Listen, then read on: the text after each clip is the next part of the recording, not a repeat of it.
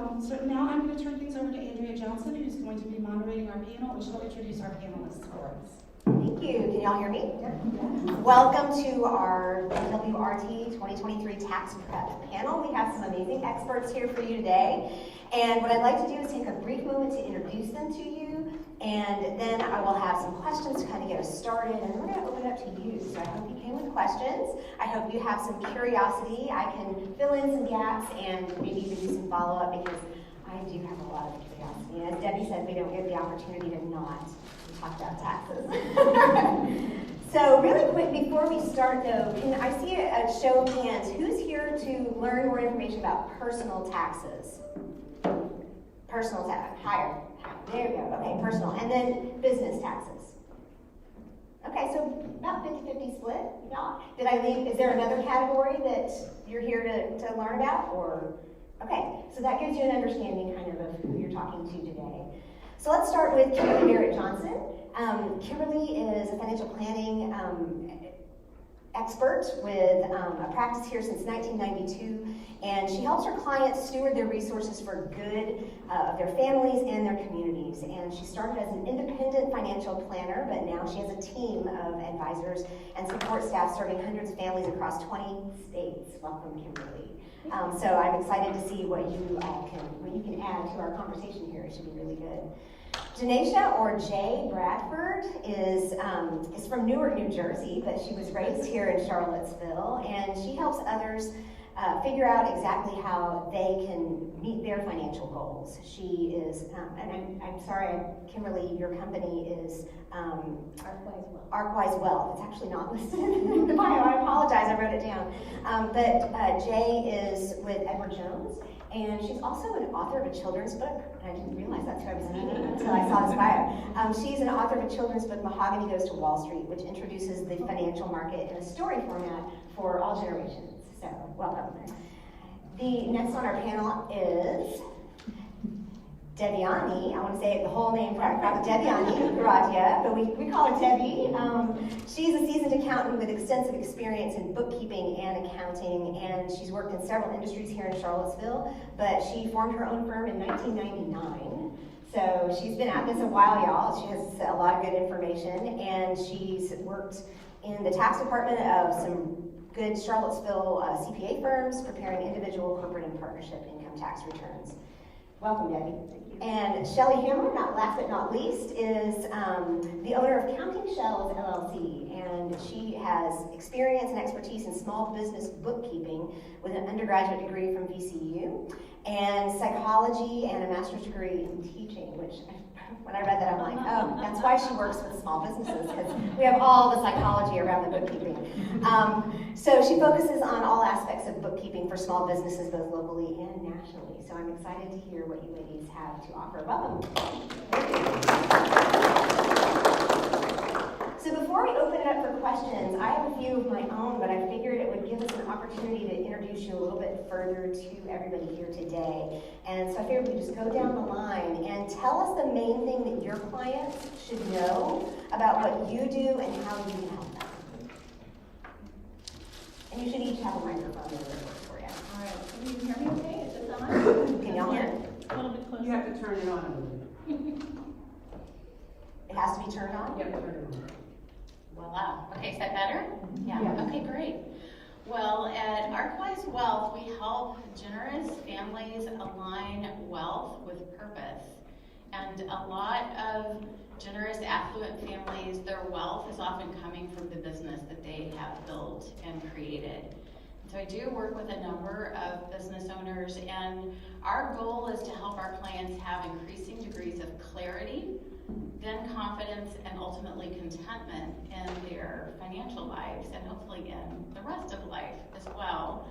And I also just wanted to say I'm really pleased and grateful to my team, because we were just named as a 2023 Forbes Best in State Women Wealth Advisor Practice.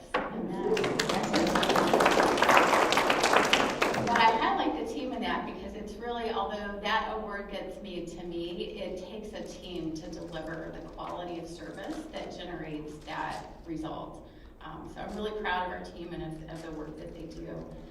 So what are our clients thinking about right now, or how are we helping our clients when it comes to tax season?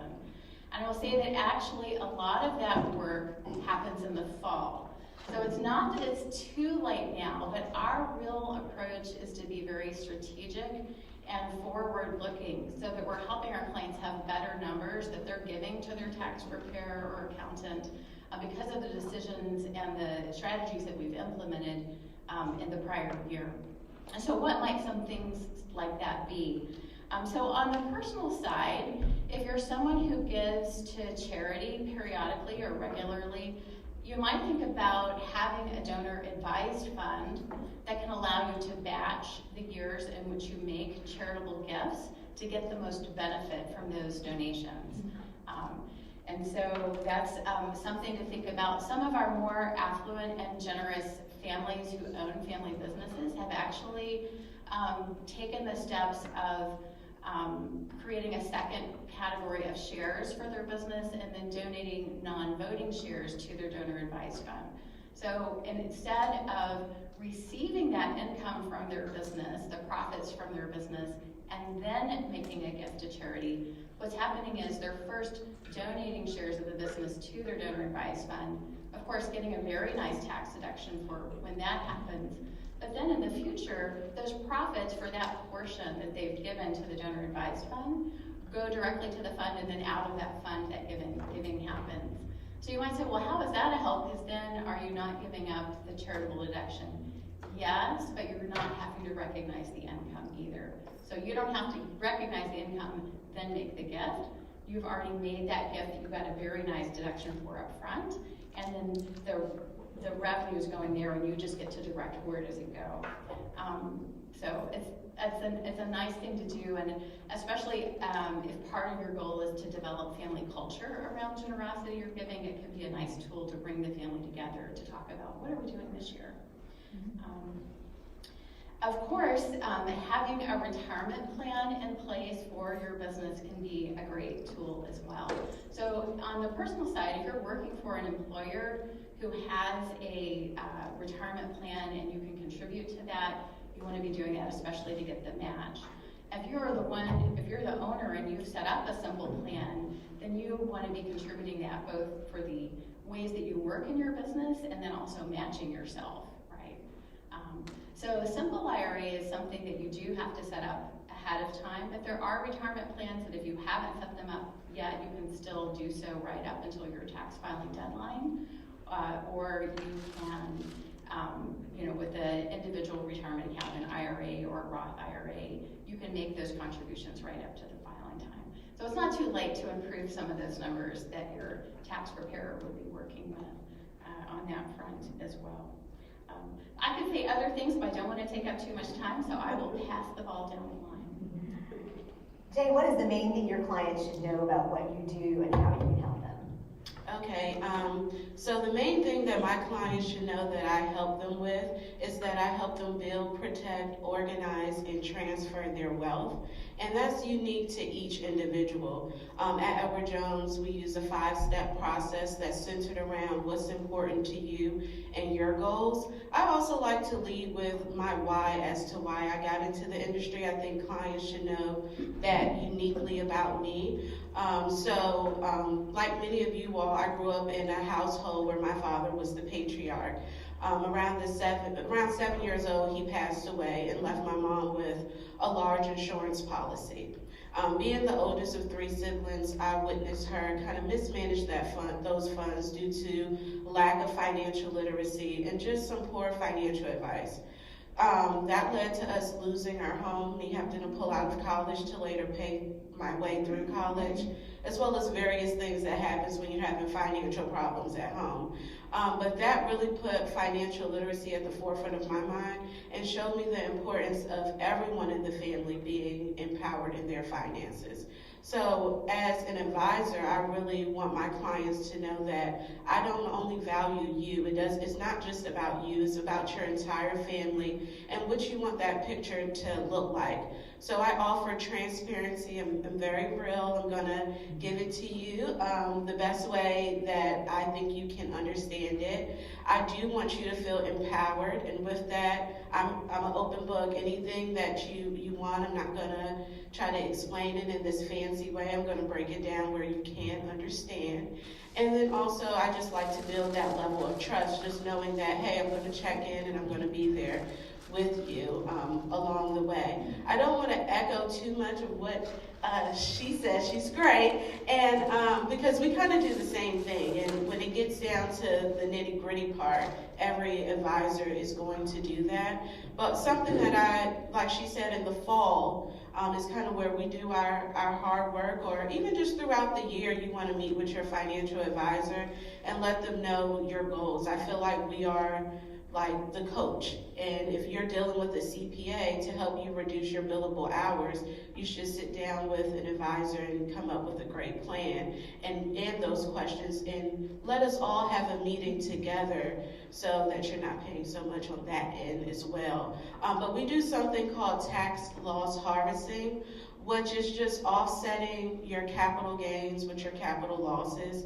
And as an individual investor, whether you have your business retirement plan or you're contributing through your job's 401k program, you're not going to know how to offset your losses with your gains, and that's something that your advisor can help you do. And sometimes, like in a year of 2022, if you had someone that did great tax loss harvesting for you and you have some extra losses, you can roll those over into other years to minimize, your ordinary taxes. So that's just some things that, a little brief on what we can do, but it's all really dependent on your unique situation. Excellent, thank you. And talking about working with your CPA, Devy, tell us the main thing your clients should know about what you do and how you can help them. Well, in any country, doesn't matter, everywhere you go, there is always taxes, no matter what, one or other format, there are taxes. There are some countries who does not, can you hear me? Is it okay? There are some countries who do not, they say, oh, we don't have an income tax, but then they have personal property tax and real estate tax and highway tax and fuel tax. So there are always taxes, no matter what. So taxes and death are always going to be there. No matter what, you cannot escape that. And so we provide the bookkeeping service just like Shelly does, and we also do the accounting, full payroll service, tax returns, any and all kind of tax returns, trust, estate, corporations, partnership, all tax return for all 50 states. We do the payroll also for all 50 states. We do the company setup, company budgeting, set up the budget for the small businesses. I do the first hour free consultation, no string attached, and you all are witness, so if I charge you for it, you are 30 ladies witness here, they will charge me for this. So please do not hesitate to call me, my cards are there. Come and talk to me, just email me is the best way to reach me. And how I started this, when I came to this country, I could not speak English. So I went to counselor at community college and says, because you don't speak English, numbers are your best way to go. That's how I got into accounting. And here I am after this many years sitting in front of you, trying to help you out. Feel free to ask any questions you have. I do not say that I know all the IRS codes. There are millions and millions of IRS codes. But I can always say that, I can look for it and I can reply to you. I can email it back to you, the answer. So do not expect me to know all the answers. I do not have that brain. But yes, I can find the answers easily compared to other people do that, because I have all the resources that you need. That's about me. Excellent, thank you. Well, Shelly, could you tell us what the main thing is your clients should know about what you do and how you can help them? I'm assuming it's a beach theme with the show? Yeah, my name is Shelly, and accounting, and it was just a cheeky little thing. So I kind of think of that that side of the table is your coaches, and then we're kind of, I'm on the front lines essentially of small businesses, helping you with your financial stuff day to day, classifying, reconciling, making sure you have enough money in the bank account. So I'm really here for those who do have their own businesses and questions about how to stay on top of things throughout the year so that when it comes time like now, you're not scrambling to get everything together for these beautiful people. So I'm here to answer any of the questions you have about the bookkeeping that's needed for small businesses, and kind of what you can do during the year to make your life easier at tax time. Easy at tax time. It should be easy. That's what we all want to hear. You've all kind of expressed a little bit of your background as far as taxes is concerned, but when we're looking at the main do's and don'ts so that we can sort of prime the pump a little bit for people asking questions, what are the main do's and don'ts to keep in mind before filing your taxes? Why don't we start on that end? Yeah, I think I was gonna say, can I start, because I'm more of your lower level thought processes before we get to the higher level thinking. But if you have your own business, the things that the do's that you want to do throughout the year are look at your financials monthly, not wait until the end of the year. Keep things up to date. Keep your receipts up to date. Don't save it and scramble at tax time. Those would be, I would say, my biggest do's. The don'ts would be, well, they're kind of do's and don'ts, right? Do that and also don't not do that.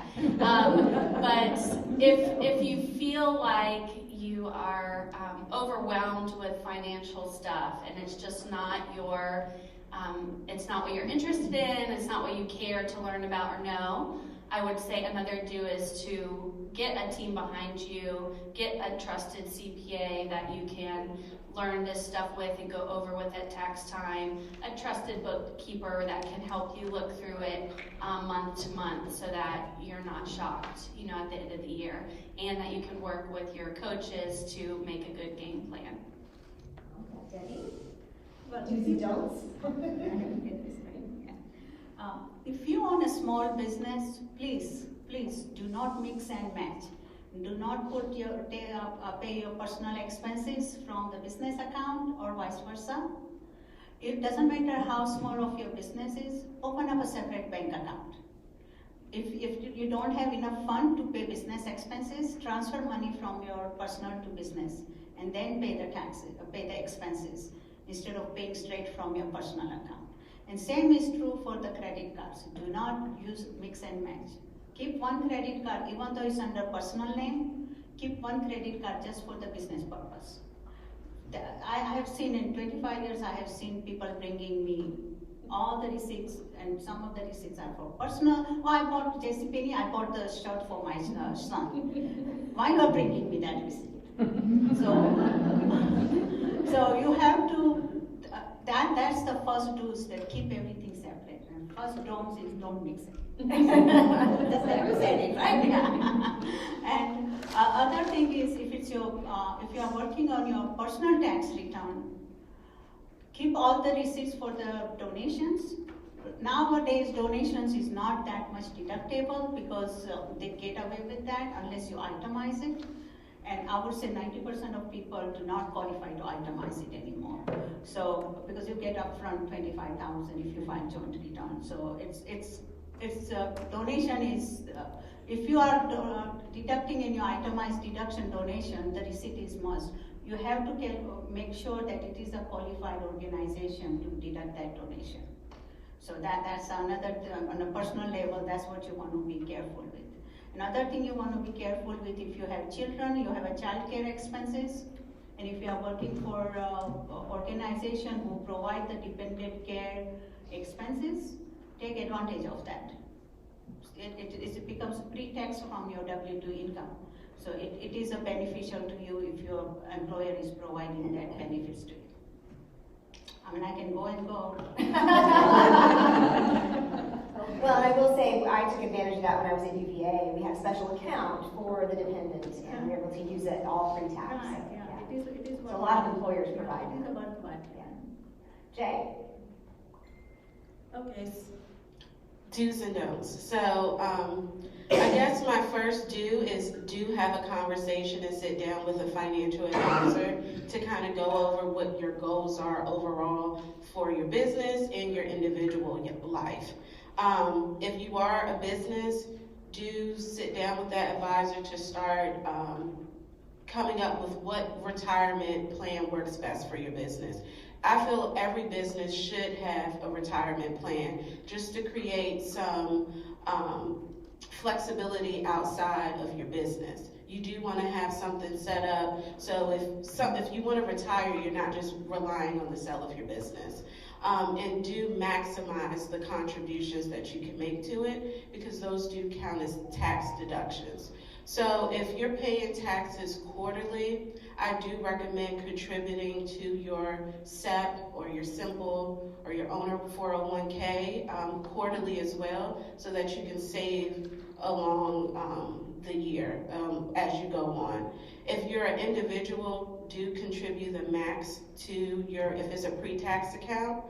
I think that is just beneficial when it comes to your taxes if you're doing it pre-tax. It just depends on what you're doing. As far as gifting, I do recommend to gift appreciated stocks that's been held more than 1 year.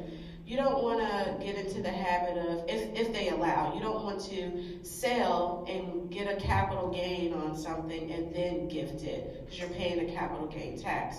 When you gift the appreciated stock that you've held longer than 1 year, you're able the value of that stock is when you gifted it. So you're fine there.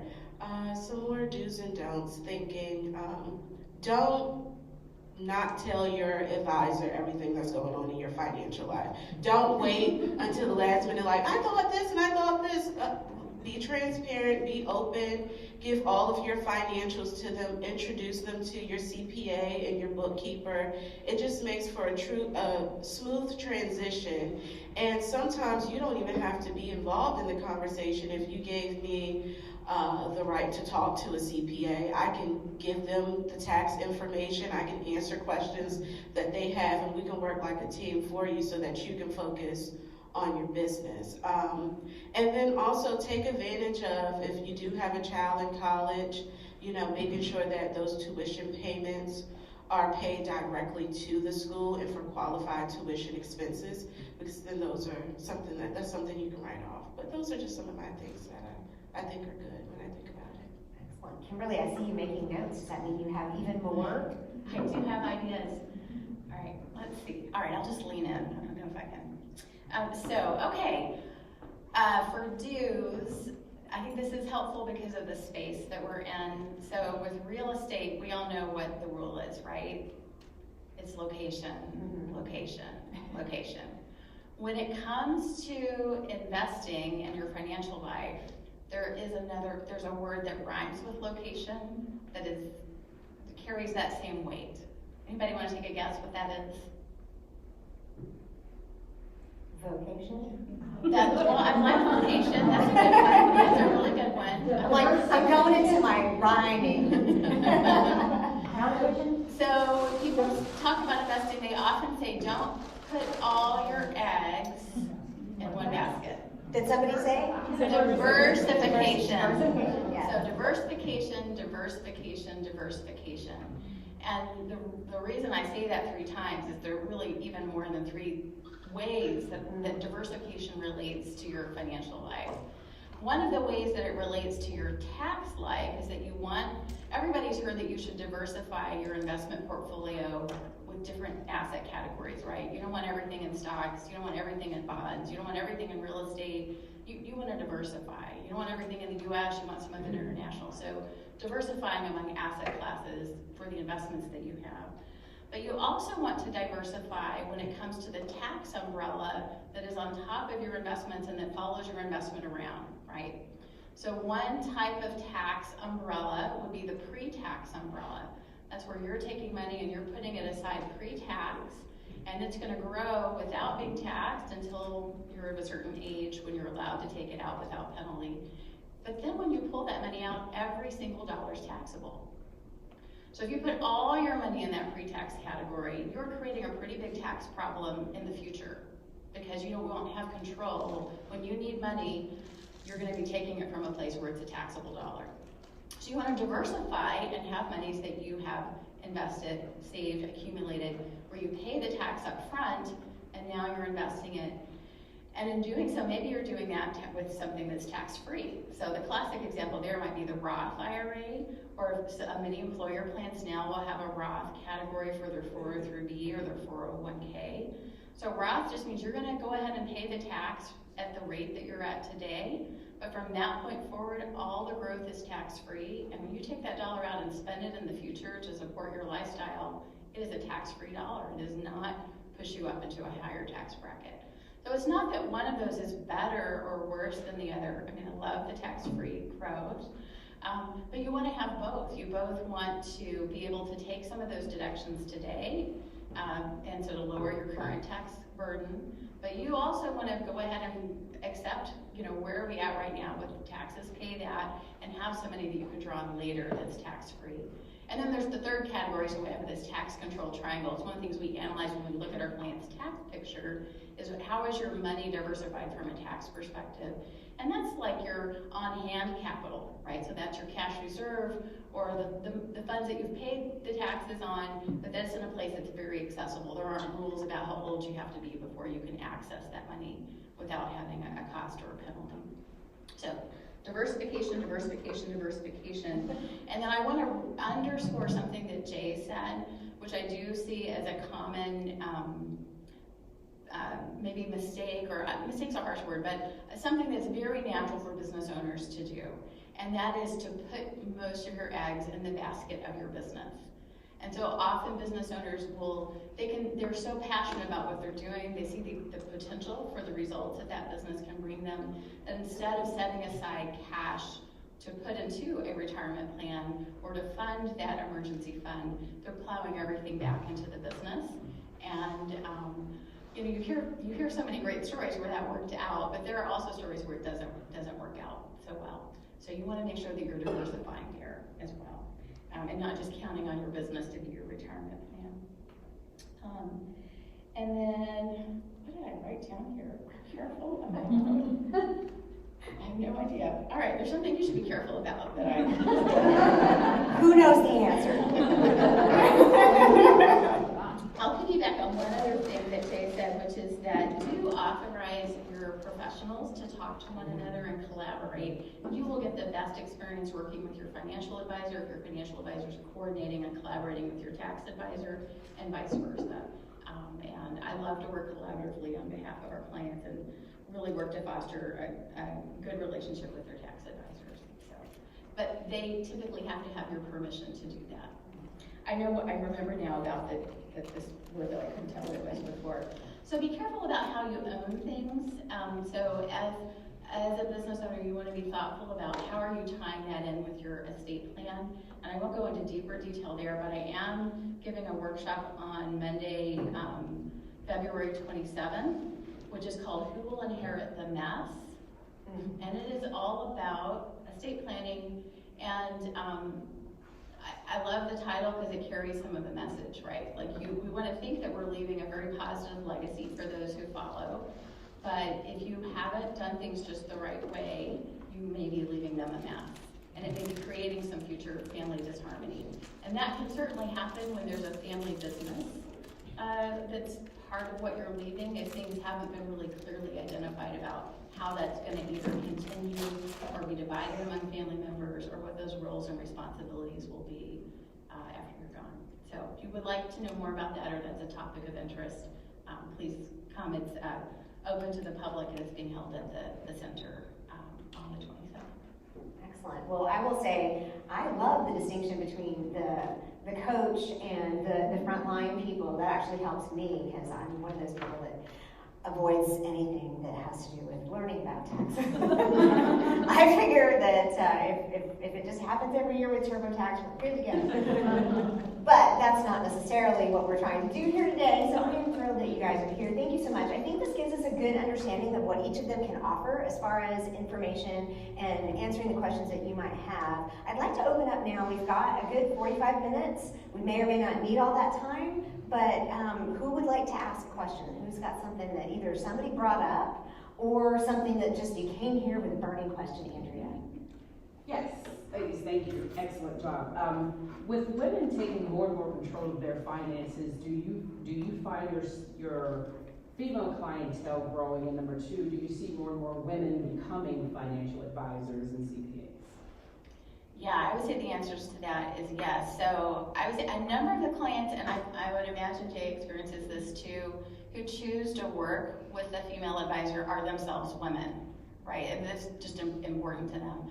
I've also seen it be the case that with couples, a lot of times if the husband is the one who's managing the finances, and he's done that really well for many years, but they're getting, let's say, retirement age, and he starts to think about, how is my wife gonna do this if I go first? And we know statistically that it's more likely that she will survive him than the other way around. Often he will be the one who's motivated to say, let's meet with a female financial advisor because he's wanting somebody else who's aware of their situation that he feels like his wife is gonna feel more comfortable working with, and who's gonna do a better.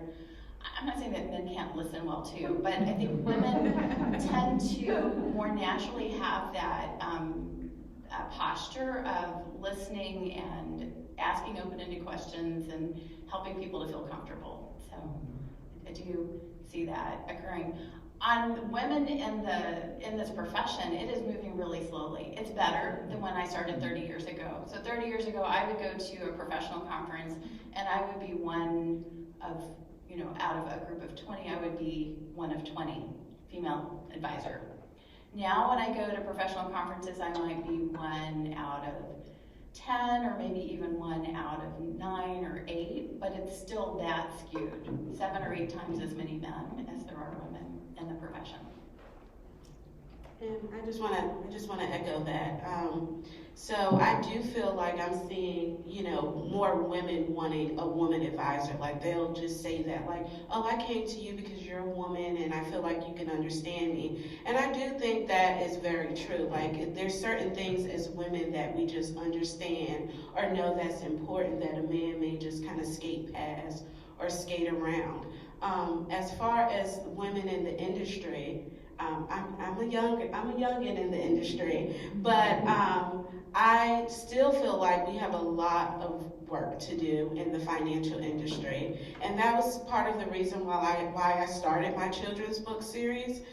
Before I was at Edward Jones, I was with Wells Fargo Advisors, and that's really like a boys' club. I moved to Edward Jones because Penny, she's a woman, the CEO of our company, and it was just, amazing to see so many other women feeling empowered in their role. But so I created my series so children can see themselves, especially young girls. That's why I titled the book Mahogany Goes to Wall Street, so that you can just see like, hey, it doesn't have to be a man. You can be a woman. You can feel empowered in your finances, and you can make boss moves. And that's what we do. And still love your family and take care of your children if that's what you have.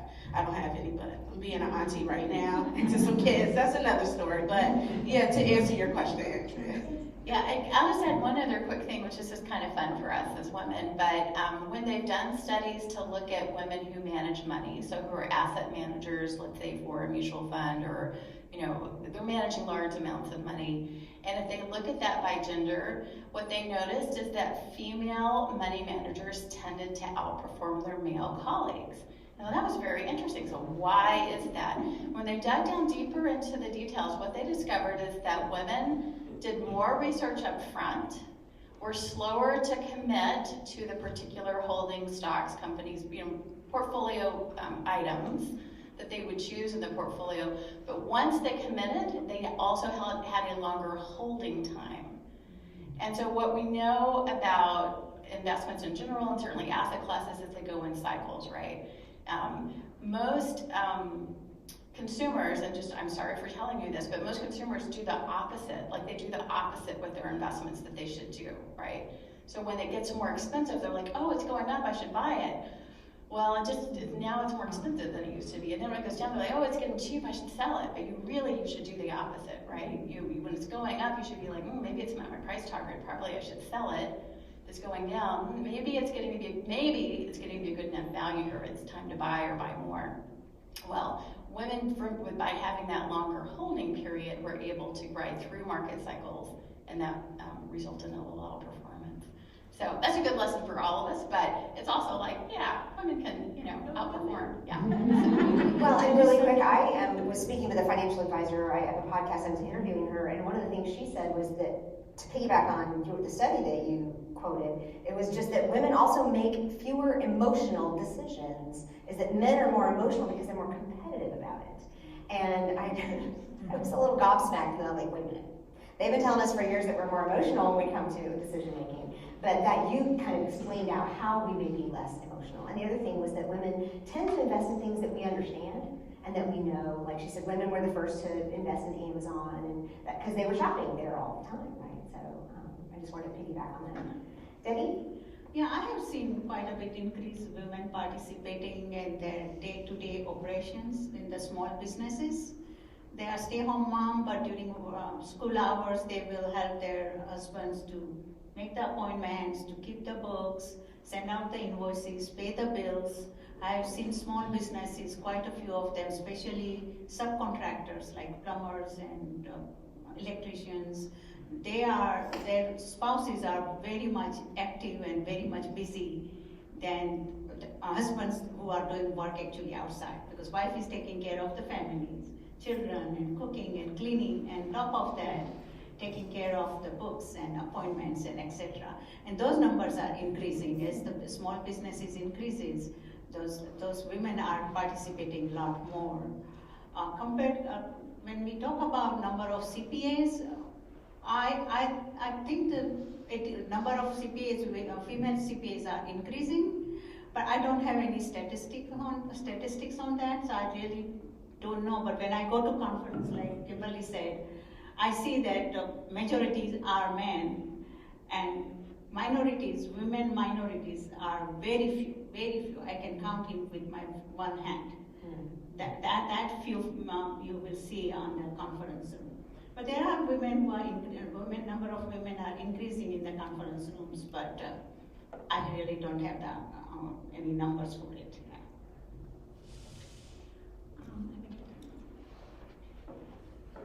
I think that bookkeeping is, I think there are a lot of females working in bookkeeping, and to touch on the mom thing, the parent thing, it's my personal goal to help empower other moms like myself Who want to be the primary caregiver or have to be, and also want to contribute to the family.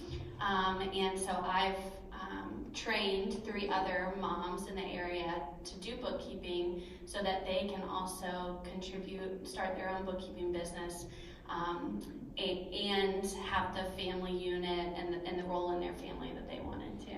So that's my personal goal, and I think it's exciting. It's a mentor model, it's beautiful. Yeah. All right, who's got a question? Anybody else?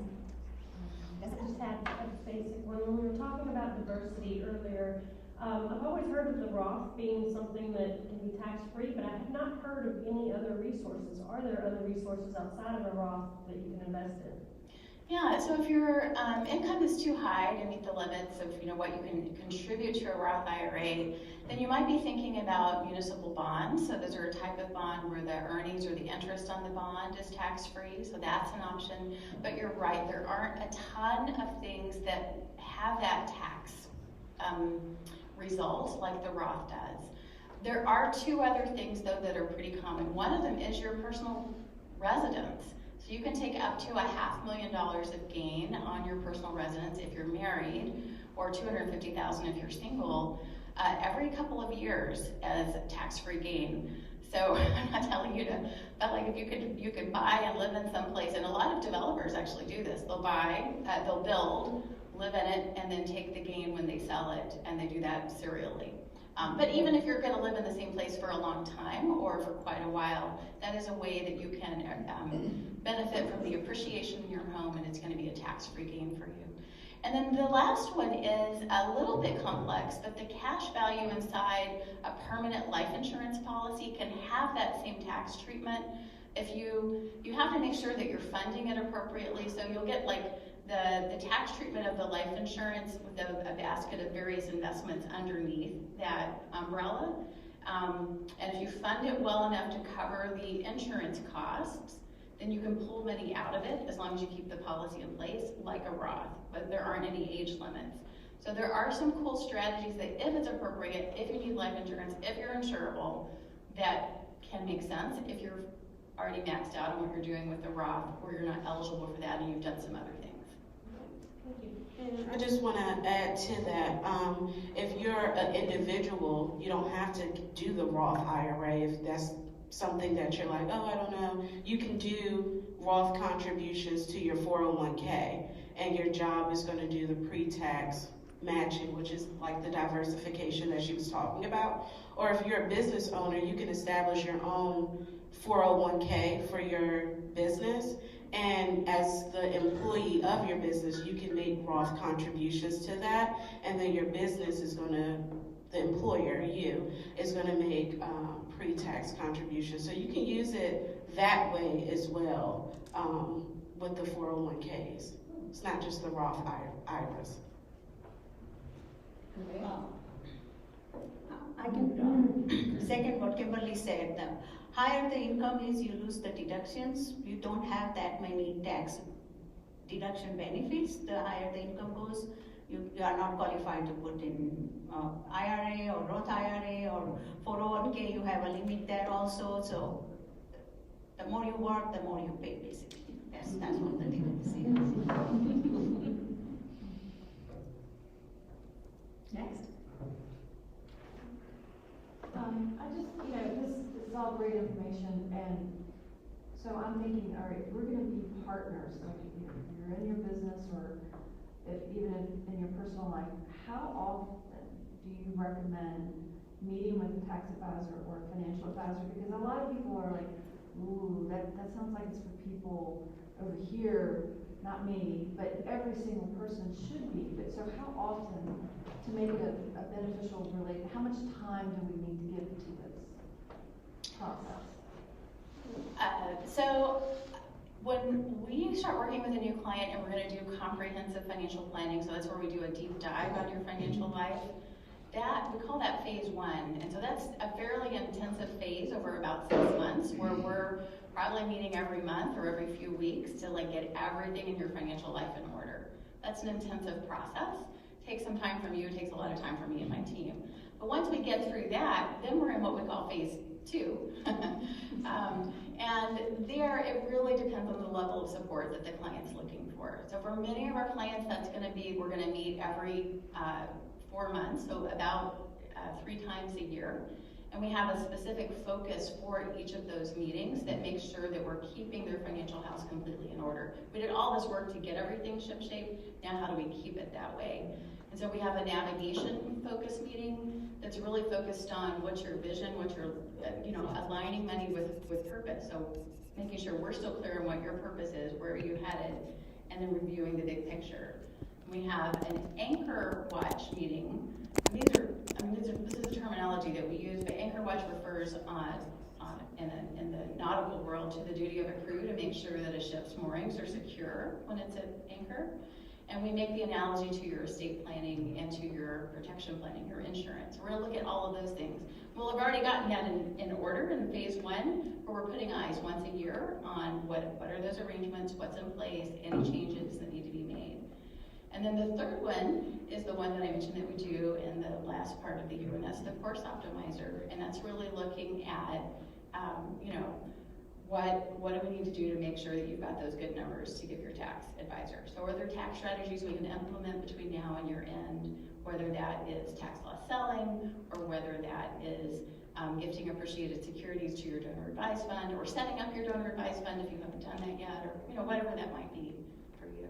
not everybody needs that level of support. So sometimes for some people it might be, let's meet twice a year. Let's have a spring and a fall meeting. I don't have very many clients who we meet with less than twice a year. And we're usually checking in some between those meetings, but that's usually what it looks like once we've gotten everything ship-shape. Thank you.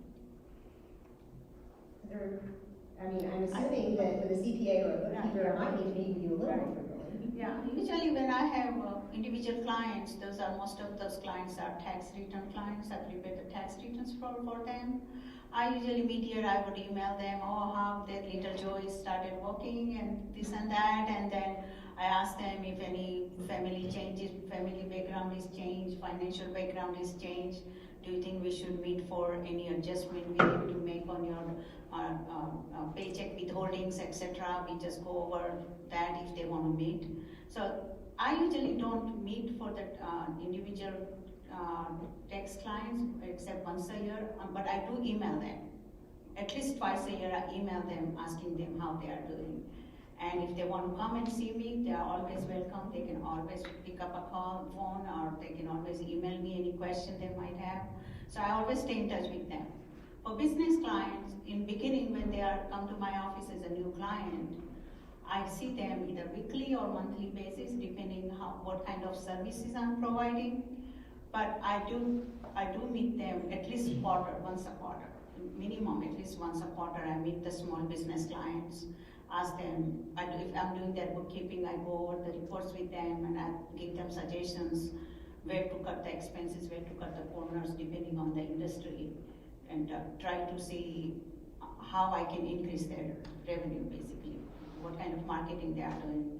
Because I have experience in quite a few different industries, so I can say, you have a restaurant, I have another restaurant client who's putting their ad into, what is that blue envelope, Valpack. So you should try that Valpack, maybe it will work for you, So I give those kind of suggestions, but once a quarter I always meet. Doesn't matter how old the client gets, how many years I've been working with them. But for business clients, I do prefer to meet quarterly. It's one of my requirements, kind of. And like you said, TurboTax you mentioned about, there's nothing wrong to use TurboTax. It's very easy to use, it's user-friendly. But I would suggest after every 3-4 years, or maybe every 5 years, have somebody outsider like me prepare your tax return. Just to let somebody look at just to compare it, what you have been doing. Because TurboTax will ask you questions, but if TurboTax doesn't know that your situation is changed compared to last year, they are not going to ask you that question. So you have to be careful and have somebody, once in a while, have somebody else do your tax return. And if I were you, I would use the TurboTax also. It's much cheaper than hiring a CPA. I understand that. It's understood, but at the same time, just take the full advantage of tax benefits you can get. Yeah, and for bookkeeping, I meet with most of my clients monthly to review their books, but it just depends on the industry they're in, how much money is coming in and out. I have clients that I meet with on a weekly basis because they feel best about touching in on their finances weekly. But for the majority of people, we look at a month-to-month review of their financial statements. And it's nice to know that we can work together as a team. I have a question, and Jay started to touch upon it, but last year my CPA had me create an S corp for my business, and I have a solopreneur, and I've only been in business for about 4 years. And is there any sort of tax savings benefit, on the personal end or the business end, to creating a retirement account within my company? Because I got one once I left the business. I didn't have my 401k anymore, and I have something set up, so I'm putting a little bit into it. But is there any sort of tax savings benefit that I should look into if I create a retirement account within the umbrella of my business? Yeah, so any business retirement account that you create, I don't know exactly how your business is set up, so I couldn't give you advice on that, but we could sit down and I can give you some good advice on that. But any retirement plan, so if you set up a SEP IRA, which I think is great for companies that don't have many employees, you do get to, any money that you contribute to that can count as a tax deduction, just depending on where you're at, and you can contribute up to 25% of your annual compensation that you pay yourself. Or if you have employees, a simple IRA is a cheaper route to go than maybe a 401k, and you still are able to do employer matches and salary deferrals in that, similar to a 401k, and that's tax deductions for your business, and your salary deferrals are tax deductions for your individual side, and all of them can count. Any money that you put in there up to the certain contribution amount you can do as a tax deduction. You would talk to your CPA to see how much, or your tax professional, how much of that you qualify to deduct, but yeah. Yeah, I think mid-level deduction would be good plan, would be like you can put it up to 50,000, 60,000 if you want, and there are $5,000, $6,000, $7,000 you can put. But I think mid-section would be simple plan, would be a good start, and then you can always switch to the higher end of it. Simple plan, you can, depending on your age, you can put about $17,000, $18,000. So, and you don't have to put that much money. You can put 5,000 if you like. But simple plan, there is no reporting requirements whatsoever. You just set up a new account and just put money in there, and just make sure you keep the timetable properly. But that's the mid-level I would always advise my clients.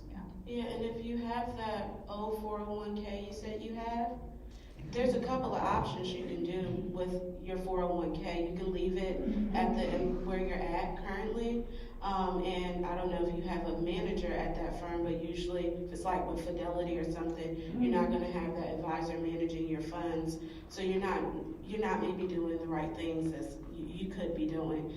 You can roll it into another plan. So if you work for another employer, you can roll it into that. Or if you open up a retirement plan, I don't know what you need for your business quite yet, but if it was a SEP or simple, you can roll that into there.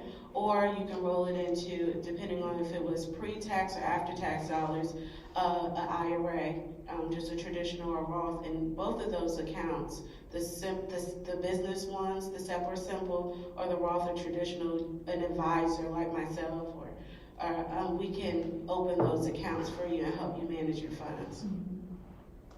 I'll just add to that, and all of that is really good guidance and advice, and those are all types of plans to consider.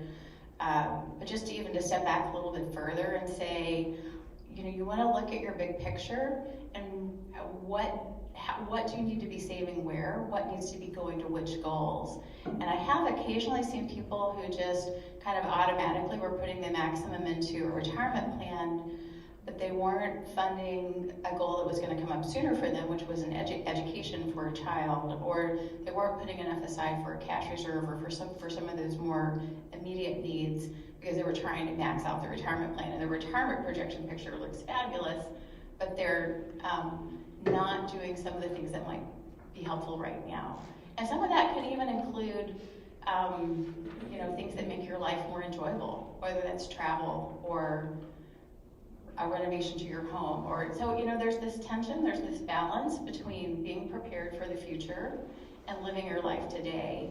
And being able to look at that big picture approach and then model that out can help you gain the wisdom and the clarity to say, all right, this is how much I need to be setting aside for retirement, and these are things that are important to me before retirement. So I'm not just waiting to live a great life until then. And that was a great point. That's exactly true. And that's what every advisor, even if you're not working with us, your advisor should be having those types of conversations with you. What's important to you, not what's important to Jay's pocket and, oh, you got a rollover, let me get that rollover. No, but like what's important to you, because it may be beneficial for you to keep that where you're at. And you do want to make sure you have those reserves and that you have someone that's planning out. At Edward Jones, we have something called financial foundations, And we ask those questions. What does retirement look like for you? What are some things that you're wanting to do now if you had to put it in today's dollar?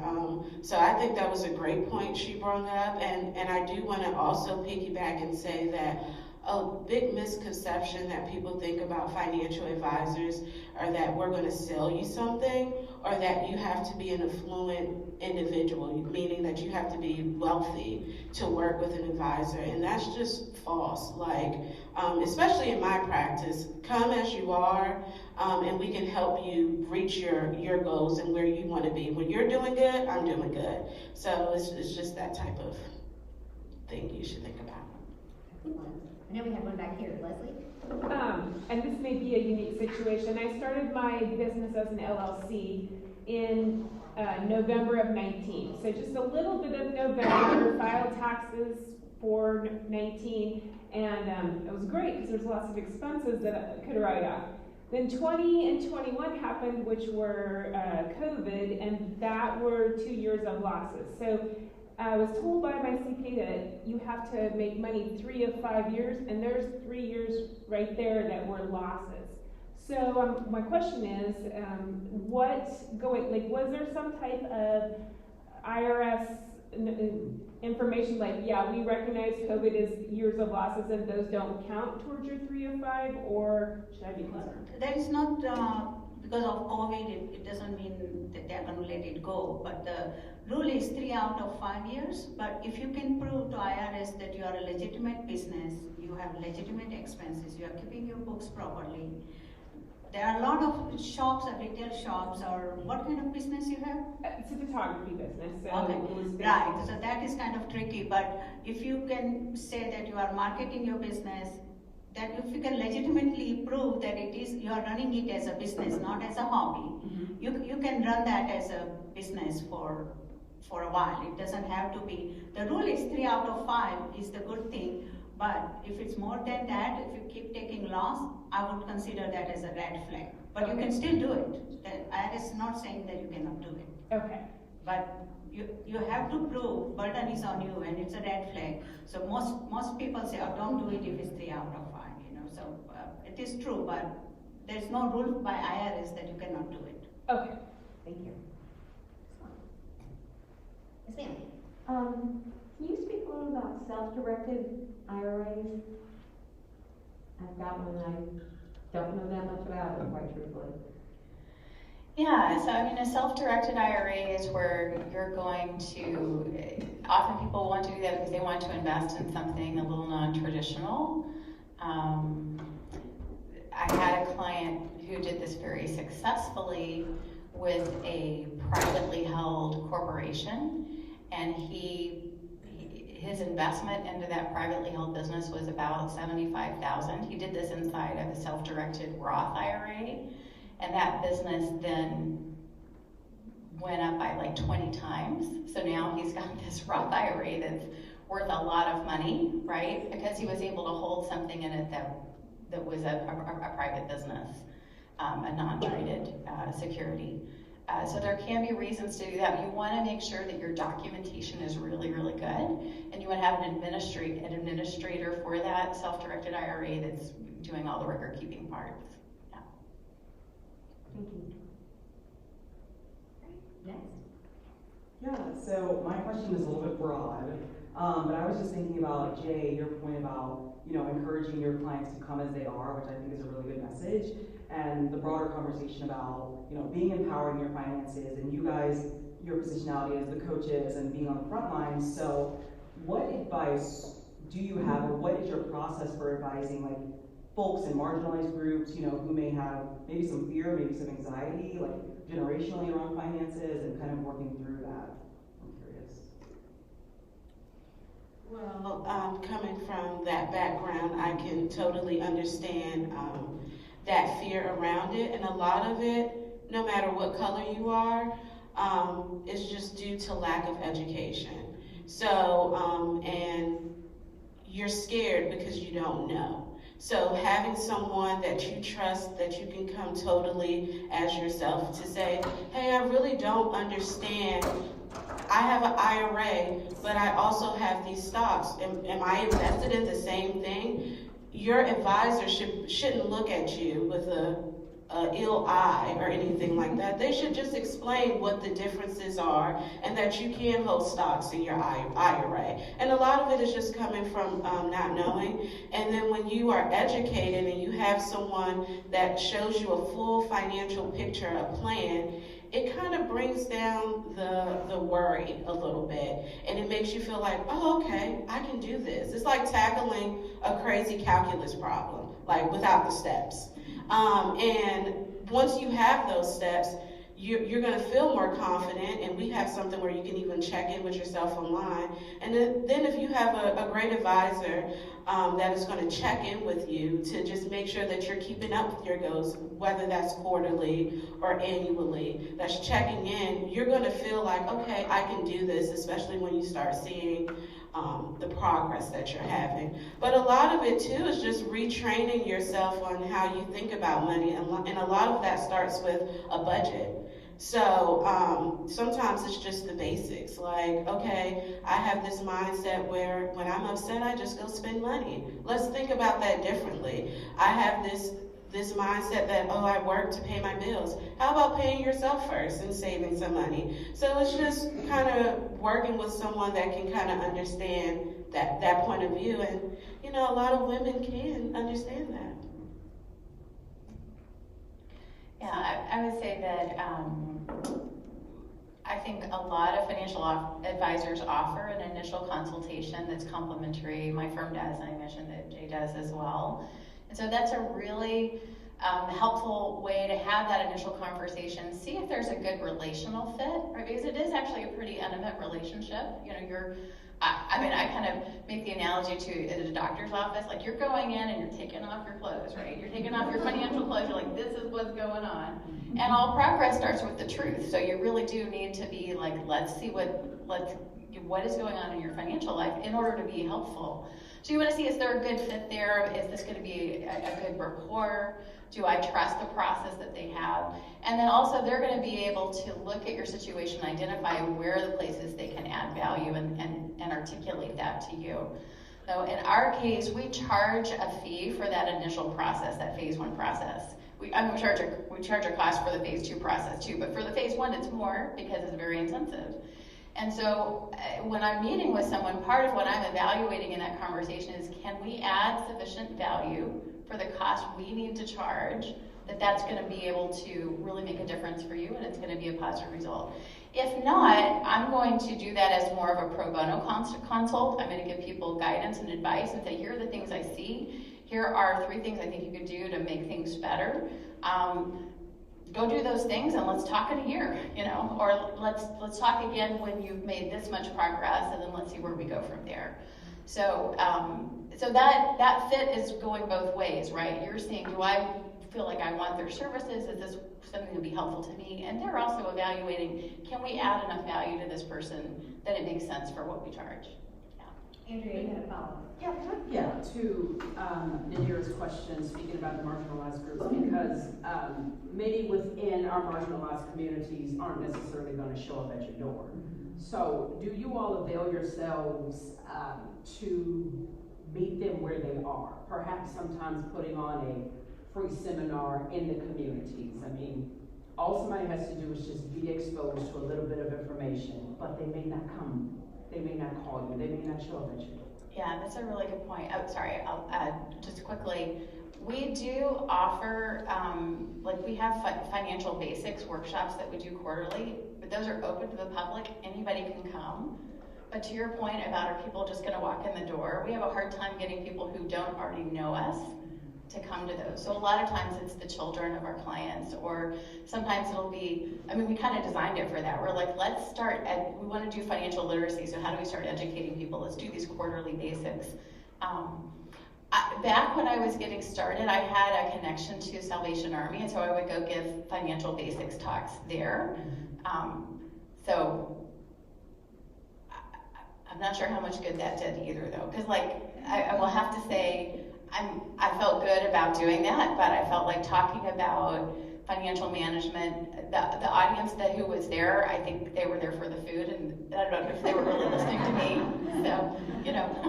Well, you know, it's interesting you mentioned Salvation Army because when I went through a very hard time in my life back in the 90s, trying to get started in my career, I had to receive services from the Salvation Army and I had to go through their budget classes. Yeah. That's where I learned to budget. Awesome. So Awesome. all somebody has to do is plant a seed. I All don't right. expect myself to see a Salvation Army. You're- You don't know. You're encouraging me vastly, yeah. I mean, I never had anybody tell me that that was helpful to them. So I did eventually stop doing it, but anyway. But you know how many places I'm working. You know how many places I'm working, right? Yeah, I've been involved with SCORE and Small Business Development Center, and I go to senior centers to give seminars and try to educate people. And also, I provide the service that most CPAs don't provide, especially during tax season. Today I'm leaving 5 minutes to 2 to drive to Richmond because one of my clients who's a doctor had a spinal cord injury. So I need to take the paperwork for the business and personal. I have to pick it up, go over the business returns, and talk to him about business planning and all that. So I'm driving there. I'm not going to charge him anything because he has a spinal cord injury. So it is understood. Usually he comes to my office every year. So those kind of services you don't get from other CPA firms that I provide. I go to client's office, I go to senior retirement homes to pick up and drop off because those people cannot drive or they don't have a vehicle to come to the office. So I personally go. I don't send my staff also. I have staff, but I don't send them. I personally go so I can talk to them, ask them about the family, this and that, just make them feel comfortable with me. So those kind of services usually you don't get with other CPA firms because other CPA firms has a stopwatch. As soon as you enter under the table, they start it. So just keep in mind, yeah, I do not own any stopwatch. Just saying it. But Andrea, I do seminars and I try to be as involved in the community as much as possible because I understand, being like one of the only Black women advisors in this area, that representation is extremely important. And sometimes when you don't have representation, you don't feel like, hey, I'm comfortable enough to go in there and take off all my clothes, and are they going to understand me? But it's also, like she was saying, a hard speed bump to get over because they also have to see value in coming. And you can post all the things you want, and if people aren't showing up, and even if you're meeting them where they're at. So that's where I kind of, sitting in at Wells Fargo in the men's club, and they're talking about diversity and inclusion, and I'm the only woman and Black woman in there. I'm like, this is not right. So that's what made me decide, like, the children's book. So I feel like sometimes you're in, and I go to schools and I do a bunch of school readings and educate the kids, but I tell them, go talk to your mom about it, or here's a book, go see what your mom thinks. And I think sometimes with children, they're the end to their family, and if they're like, Mom, I want to buy this Nike stock instead of buying those shoes, their parents are going, where did you hear that from? And they're going to get curious. So it's kind of like a weird spot. Ladies, I have to leave, I'm sorry. My cards are on the table, please feel free to contact me anytime. We are at 5 minutes, thank you very much. We are at 5 minutes till 2, so we have time maybe for one more question. So I'm a mortgage lender, and I just want to know what you guys would advise people who are potentially about to buy a home, an investment property, a second home or whatever, because as we both know, our maths are very different.